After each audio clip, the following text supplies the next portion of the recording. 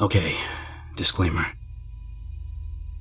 To the very best of my knowledge, this story is true. I don't expect to convince you.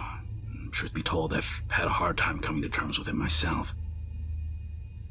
Cliche as it may be, I really am a rational person, and if not for this, I'd probably be the most stone-faced atheist you'd ever meet.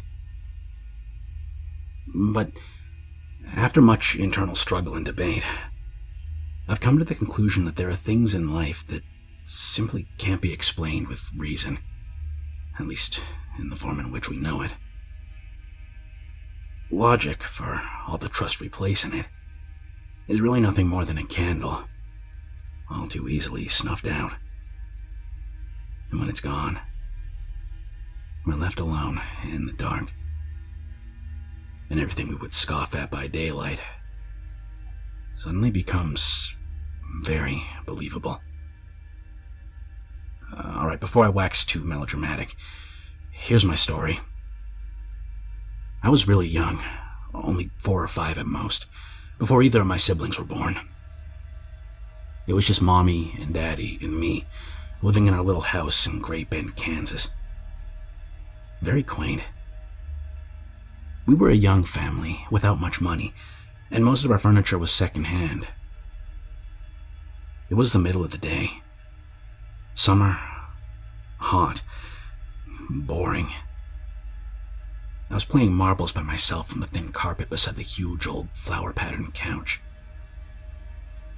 Mom was down the hall in the kitchen, and Dad was at work. Why I was trying to roll marbles around on the carpet, I don't know. We had a perfectly good linoleum floor, after all. But there I was, swishing the marbles back and forth, happily bouncing them into each other.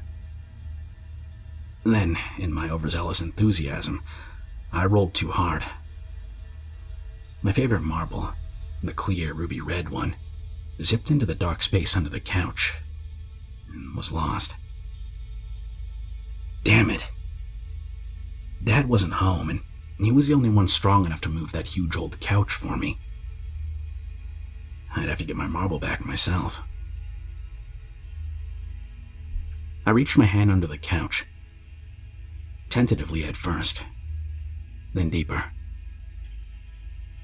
Encountering no marbles, I pulled my hand out in disappointment. Then, a hand reached out from under the couch, back at me. I remember the image vividly, and I suspect I always will. It was a slim hand, with tapered fingers. A woman's hand. It was gnarled and wrinkled as if aged, and it was dead black, like a dead body. Of course, back then I didn't know that corpses blacken as they decomposed, so I didn't know what it meant. The hand reached out to me as far as it could, which was just up to the wrist. Then, it retreated under the couch. Then it emerged again, this time pushing with it a plastic bag with a logo on it that I didn't recognize. It waited, as if expecting me to take the bag. Then, when I didn't, it pulled the bag back under the couch, and was gone. I got up, walked to the kitchen, and told my mom what had happened. Why didn't I run screaming, or at least run? I don't really know. All I can say is that I was a little kid. My hand reaching out from under the couch at me didn't really seem like that big of a deal. I hadn't yet learned what was and was not permissible in reality.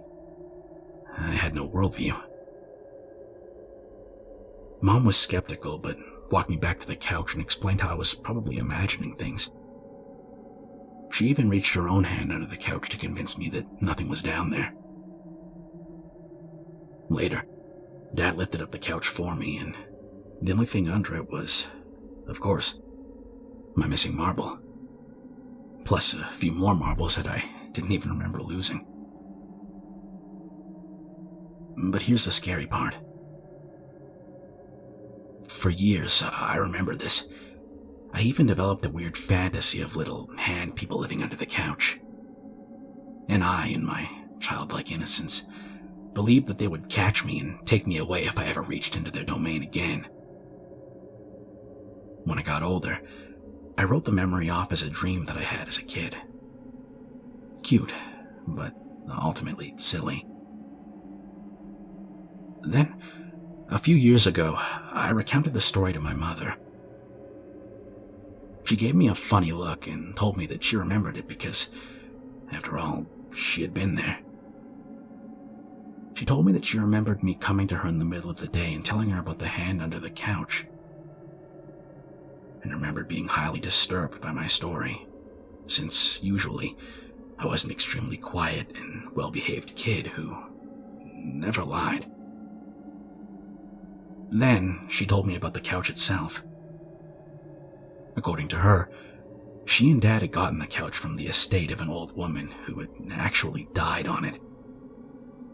This was the first time I had heard about this, but it sure explained why they got rid of the couch within a month of my story.